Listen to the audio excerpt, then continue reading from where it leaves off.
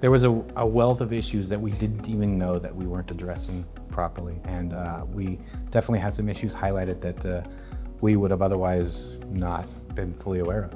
Very specific CLARIC compliance issues. There was a lot of gaps. The legislation can be clear as mud, and so having a strong guidance with the breadth of knowledge that CriticalArc brought was invaluable.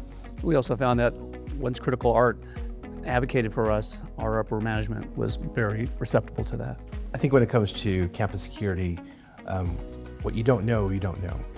And what CriticalArc helped was bridge those gaps that we didn't quite understand at the moment, or we didn't realize that we were, missing the target on some of those key areas of safety. And they allowed us to address those concerns and are continuing to help us address those concerns as we build out this campus security master plan.